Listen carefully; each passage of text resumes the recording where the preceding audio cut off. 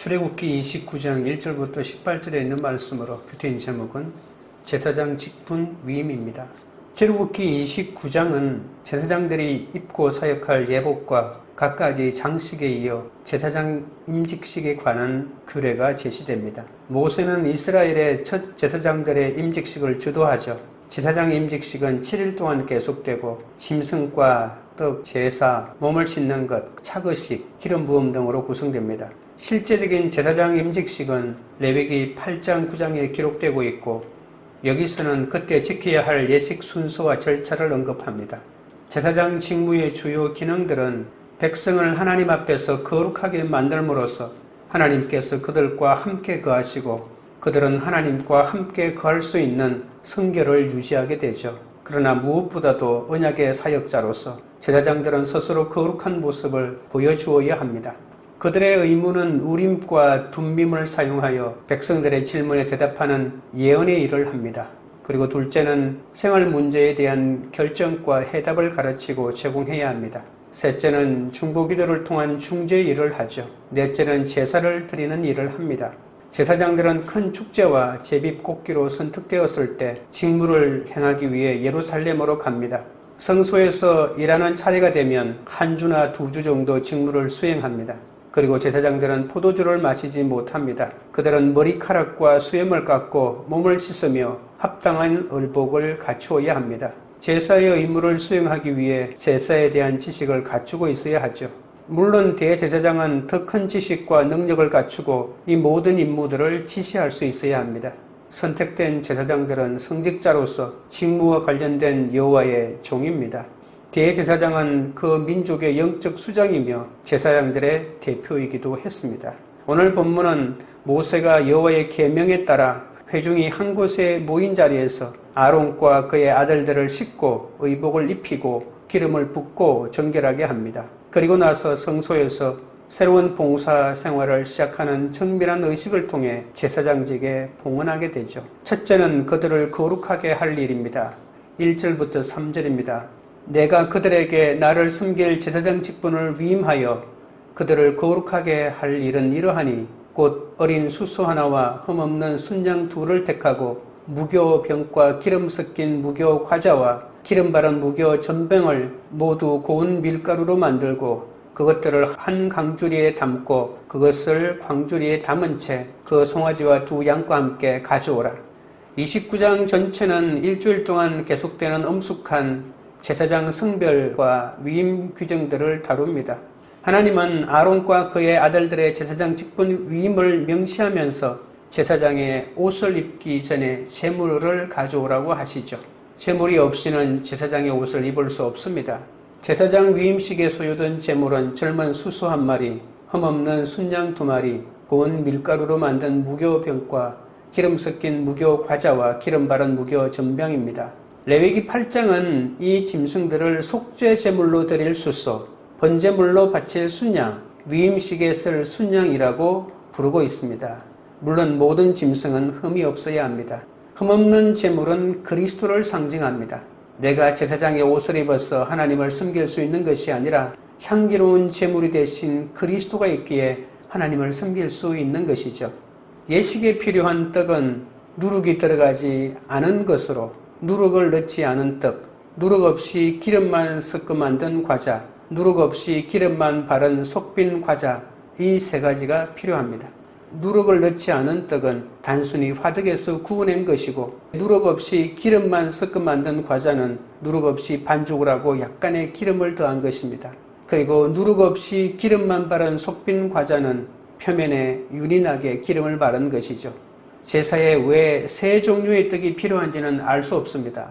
제물로 바쳐지는 짐승의 숫자와 같게 하기 위해서라고 짐작할 수 있을 뿐입니다. 4절부터 6절입니다.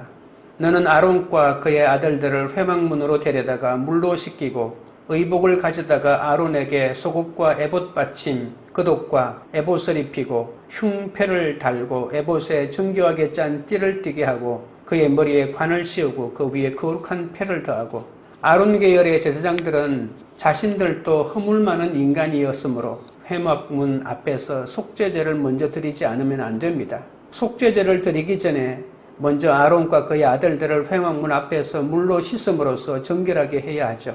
이것은 목욕이 아니라 간단한 형식적인 씻음입니다. 제사장들은 성막에서 날마다 이어지는 사역을 위해 손과 발만 씻으면 됩니다. 모세는 이들을 성막과 물두멍 사이로 데려가 예식을 진행하죠. 물로 씻는 예식이 끝난 다음 모세는 이들에게 28장에 언급했던 옷들인 속옷, 에봇, 겉옷, 띠 등을 입힙니다. 아론과 아들들이 물에서 나와 스스로 입고 모세 앞에 나타날 것이기 때문에 속바지는 따로 언급하지 않습니다. 그 다음에 관을 씌워주고 거룩한 패를 관에 매달아주죠. 7절부터 9절입니다. 관열을 가져다가 그의 머리에 부어 바르고 그의 아들들을 데려다가 그들에게 속옷을 입히고 아론과 그의 아들들에게 띠를 띄우며 관을 씌워 그들에게 제사장의 직분을 맡겨 영원한 규례가 되게 하라. 너는 이같이 아론과 그의 아들들에게 위임하여 거룩하게 할지니라. 아론과 그의 아들들은 물로 씻고 제사장의 옷을 입으며 모두 머리에 관유를 부음받습니다. 본문에는 아론만 기름 부음을 받는 것으로 기록합니다. 하지만 보통 제사장들도 기름 부음을 받았음을 생각하면 아론을 상징적인 표본으로 삼고 있는 것이라고 생각할 수 있습니다. 아론의 옷을 입는 의식이 끝나면 아론의 아들들의 옷 입는 의식이 진행되죠.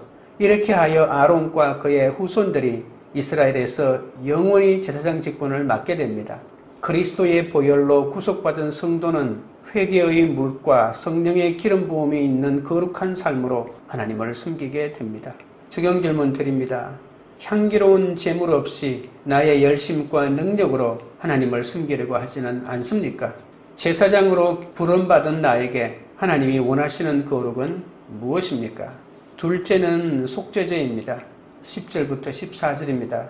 너는 숫송아지를 회막 앞으로 끌어오고 아론과 그의 아들들은 그 송아지 머리에 안수할지며 너는 회막문 여호와 앞에서 그 송아지를 잡고 그 피를 내 손가락으로 제단 뿔들에 바르고 그 피 전부를 제단 밑에 쏟을지며 내장에 덮인 모든 기름과 간 위에 있는 그 풀과 두 콩팥과 그 위에 기름을 가져다가 제단 위에 불사르고 그 수소의 고기와 가죽과 똥을 진 밖에서 불사르라. 이는 속죄제니라.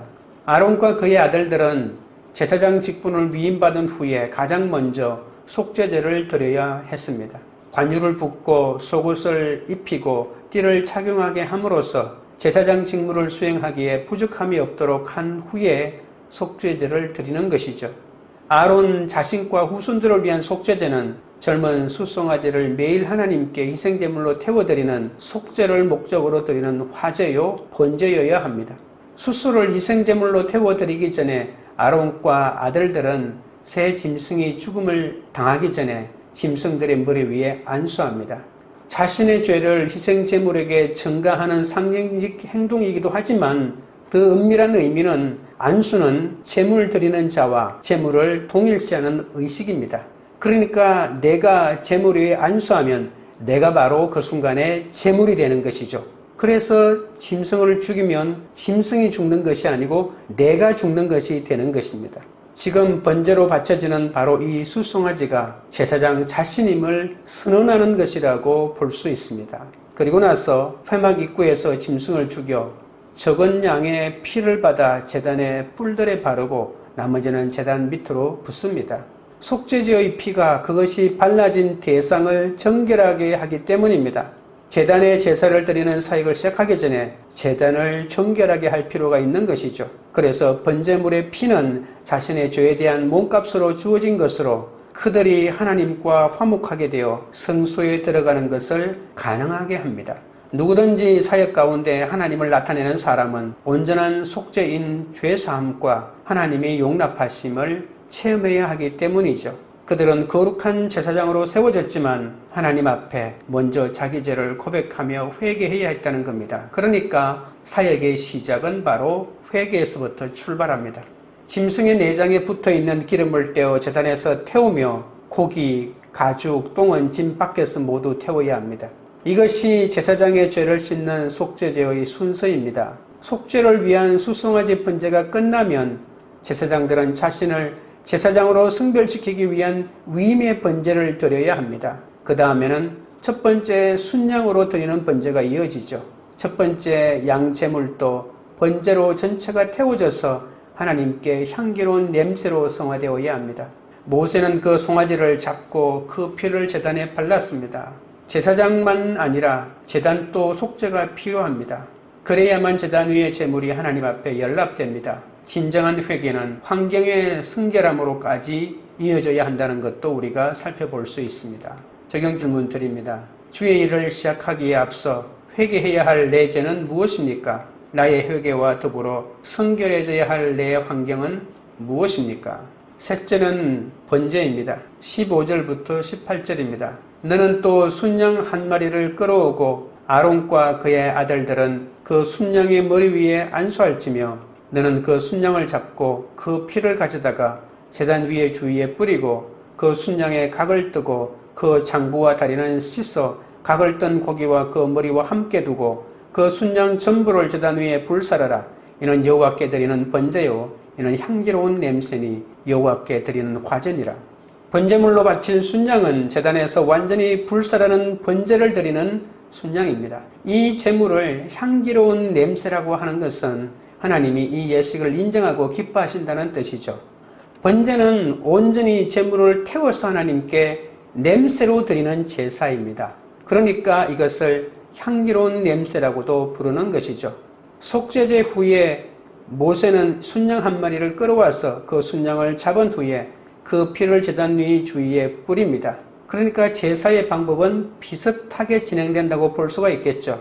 순양의 각을 뜨고 그 내장과 다리를 씻은 후에야 그 순양 전부를 제단 위에서 불살랐습니다. 각을 뜬다고 하는 것은 손바닥 크기만큼 잘라내어서 그것을 불 위에 태우는 것이죠. 짐승 통째를 태우면 이것은 바베큐처럼 되어버리지 타지 않거든요. 그래서 일일이 손바닥 크기만큼 살점을 다 떼어내서 그것을 제단 위에 올려가지고 하나씩 태우는데 그 태워지는 시간이 얼마나 많이 걸리겠습니까? 그리고 이것은 제사장들이 하는 것이 아니라 제사를 드리는 사람들이 온전히 하는 것이죠. 그러나 본문에서는 제사장들 자신을 위한 번제이기 때문에 자신들의 이것을 모두 각을 뜨는 것이지 그 이후에 이제 번제를 드리는 제사 드리는 사람이 일일이 이 번제를 하나님께 직접 해야 된다는 것입니다. 그러니까 이 번제야말로 성도의 온전한 헌신을 상징하죠. 그리고 번제를 드리기 전에 짐승 위에 자기가 안수했기 때문에 자기가 짐승의 각을 뜨지만 실제로는 자기가 이렇게 각이 떠서 하나님 앞에 태워지는 것이라고 볼 수가 있겠죠. 신약에서는 예수님 안에서 모든 성도는 새로운 왕같은 제사장이 됩니다. 그러나 하나님의 아들은 여전히 우리를 대신해서 하늘에 있는 하나님의 보좌 앞에 들어가시는 대제사장이 되시죠. 그리고 신약시대는 제사장 외에 사도, 선지자, 복음 전하는 자, 목사와 교사로 세워졌다고 에베소서에 말하고 있습니다. 신약의 사역자들은 이스라엘의 제사장들처럼 그런 책임을 맡기 위해서는 디모데전서 3장이나 베드로전서 5장에 나와 있는 특정한 자격 요건을 갖추어야 하고 합당한 영적 은사를 입증해야 합니다. 그러나 신약의 영적 지도자들에 대해서 이스라엘의 제사장들처럼 그 직무가 정교하게 규정되어 있지는 않습니다. 그리고 구약처럼 세습되는 것도 아닙니다. 또한 그리스도께서 하나님과 인간 사이에 유일한 중재자가 되셨기 때문에 제사를 드리는 제사장도 또 필요한 중재자도 아닙니다. 예수님께서 드린 희생은 단번에 영원히 드려진 최종적인 제사 아닙니까? 이제 교회의 지도자는 가르치고 인도하고 중보하고 중재하는 목회적인 역할을 합니다. 교회 안에서 회중을 인도하는 의무를 갖고 공동체 식사나 성찬식과 같은 일들도 집례하게 되죠. 그리스도께서 단번에 영원히 죽으심으로 옛 언약을 마치시고 새 언약을 시작하셨기 때문에 기독교 사역은 옛날의 의식과 관례들을 단순히 따를 필요는 없습니다. 그런데도 구약 의식 가운데 포함된 사역과 관련된 영적 원리는 신약 안에서도 여전히 존재하고 분명히 존재하는 것이죠. 따라서 구약 말씀을 묵상하면서 시대를 초월하는 영원한 교훈이 무엇인지를 깨닫는 것이 너무나 중요합니다. 모세가 번제의 제물을 각뜨고 내장과 다리를 씻었듯이 헌신은 손쉽게 할 수 있는 것이 절대 아닙니다. 시간과 정성이 들어갈 뿐 아니라 힘들고 더러운 일도 감내해야 하는 것이죠. 나의 자존심과 교만, 교양과 조급함을 내려놓고 내 전부를 제단 위에 불사를 때 이것이 여호와 앞에 향기로운 번제로 드려지게 됩니다. 적용 질문 드립니다. 나의 헌신은 우아하고 이기적인 헌신입니까? 순양의 각을 뜨고 내장을 씻으며 그 전부를 불사르는 헌신입니까? 내가 감내해야 할 힘들고 더러운 일은 무엇입니까? 기도드리겠습니다. 하나님 아버지, 내가 제사장의 옷을 입어서 하나님을 섬길 수 있는 것이 아니라 향기로운 제물이 되신 그리스도가 있기에 하나님을 섬길 수 있다고 했습니다. 그런데도 제가 잘나서 직분을 받은 자같이 하나님을 섬기는 자가 되었다고 교만하게 행동할 일이 너무나도 많았사오니 주여 용서하여 주시옵소서. 먼저 주님께서 나를 위한 희생제물이 되어주셨기에 내가 제사장의 옷을 입게 되었음을 잊지 않게 하옵소서. 그리스도의 보혈로 구속받은 성도답게 회개의 물과 성령의 기름 부음이 있는 거룩한 삶으로 하나님을 섬기게 하여 주옵소서. 진정한 회개는 환경의 성결함으로 이어진다고 했습니다. 제사장의 첫 사역이 속죄제였음을 깨닫고 저의 모든 사역이 회개로 시작하게 하여 주시옵소서. 삶의 회개 없이 사역의 열매만을 구하는 어리석은 자가 되지 않게 하여 주옵소서. 모세가 번제의 제물을 각두고 내장과 다리를 씻었듯이 헌신은 손쉽게 할 수 있는 것이 아니라고 했습니다. 각을 뜨고 장부를 씻으며 우리의 전부를 불사르는 온전한 헌신을 하도록 힘을 허락하여 주시옵소서. 시간과 정성이 들어갈 뿐 아니라 힘들고 더러운 일도 감내할 수 있도록 능력을 허락하여 주옵소서. 자존심과 교만과 교양과 조급함을 내려놓고 우리가 가진 전부를 제단 위에 불살라 여호와 앞에 향기로운 번제로 드려지게 하여 주옵소서.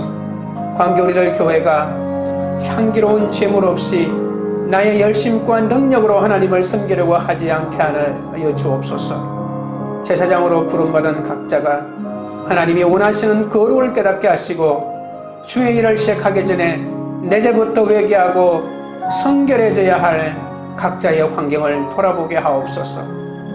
우리의 헌신이 이기적인 헌신이 되지 않게 하시고 순양의 각을 뜨고 내장을 씻으며 그 전부를 불사르는 헌신처럼 힘들고 더러운 일도 잘 감내하는 그런 제사장의 사명을 감당하는 공동체가 되도록 역사하여 주시옵소서.